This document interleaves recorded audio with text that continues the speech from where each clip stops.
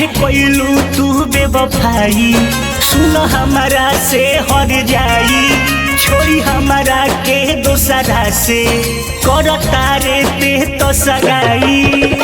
हे जा काहे कोइलू तू बेवफाई, सुन हमारा से हर जाई, छोड़ी हमारा के दोसरा से करता रे ते तो सगाई। रे सुनवा रे कैसे अब रहब हम, दिलावा के बात कैसे बोले कहब हम। रे सुनवा रे कैसे अब रहब हम, दिलावा के बात कैसे बोले कहब हम।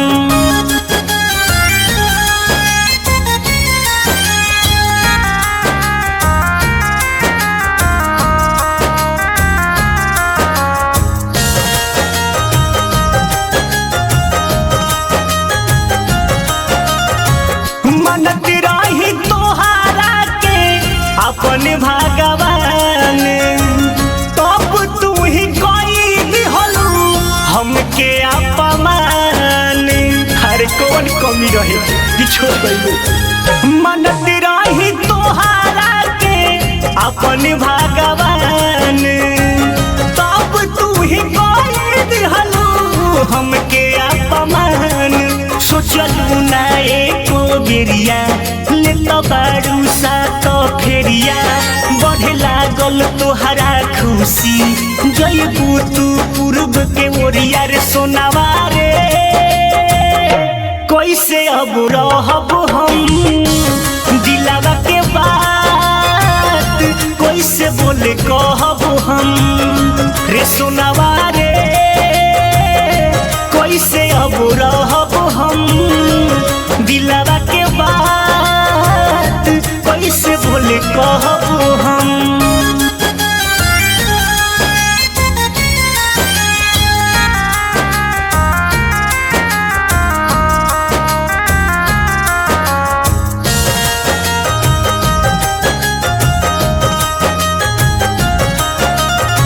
रखत रही अखिया में तोहके हर घड़ी, पता नहीं जलल तू पियलू कवन जड़ी।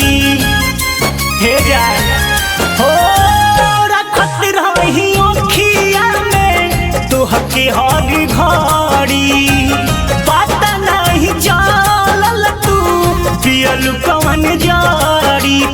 पर बिन के रोवैलू बुलेट के अब तू भैलू, लाल साड़ी रंग पहिन के डोली में अब चढ़ गईलू। रे सुनवा रे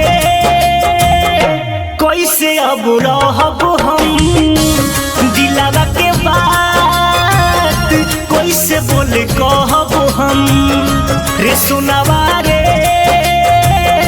कैसे अब रहब हम, दिलावा के बात कैसे बोले कहब हम। Recording by ADR Music by Sakhwa।